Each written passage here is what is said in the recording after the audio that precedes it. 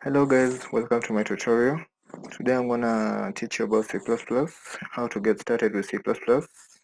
So basically, C++ is just an object-oriented language whereby you can use to develop applications, operating systems, and even graphical user interface. So the first step I'm going to show you is how to get started using C++. You need two things to start using C++. You need a text editor and a compiler. So what you're going to do, we are gonna download an IDE. An IDE is an acronym for Integrated Development Environment, whereby it means it's a tool used to write and compile a code. So we are gonna use an IDE called CodeBlocks. Let me show you. CodeBlocks, it's used to edit and compile your code. So you're gonna come here, click on CodeBlocks, click on Downloads. Then you're gonna come here, click on the download the binary release, and it will depend on which operating system or platform that you're using. If you're using Windows, you can download it here from here. As you can see, there are various platforms. There's Linux, there's Mac. So as for me, I'm using Windows right now, so I'm going to download my CodeBlocks and install it.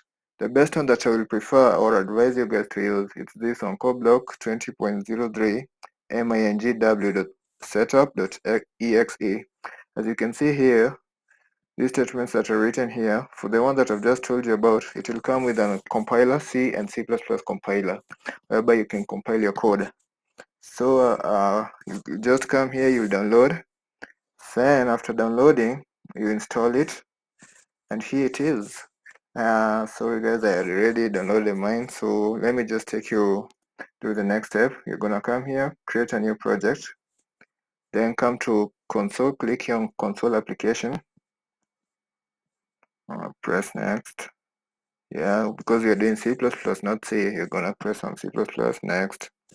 Okay, let's say, let us call our project project C++, project C. Okay, yeah, projects. Now let us just call it project. As you can see here, it's the file path. If you want to know where your project is, this is the file path. So my project is in documents, copy, go to project, a folder called copy, then you find it there. You press next, then finish. Come here, press the sources, and that's it. Whatever now you're seeing on my screen, this is the C++ syntax. I'm going to take you through it, explain everything to you about each and every syntax that you see there. Let us go through the first one. Hashtag include iostream. This one basically means it is a header file library that lets a programmer work with the input and output objects. So when you have this one, this program can let you, this syntax header file, it will let you work with this cout object, whereby this cout object is used to print, or it's used to output a text for a programmer.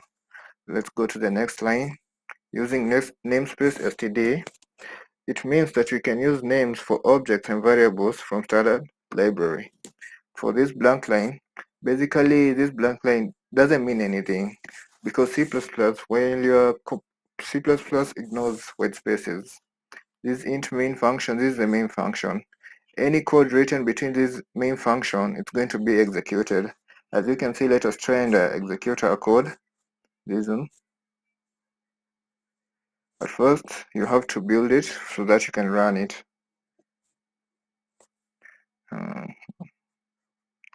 So whatever you're seeing on the screen, this black window, this is called a console. Yeah, it's just a console, a window whereby the information, once you've built and run your program, your information will be displayed here.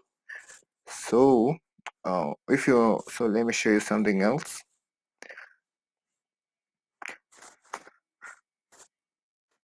For example, I want to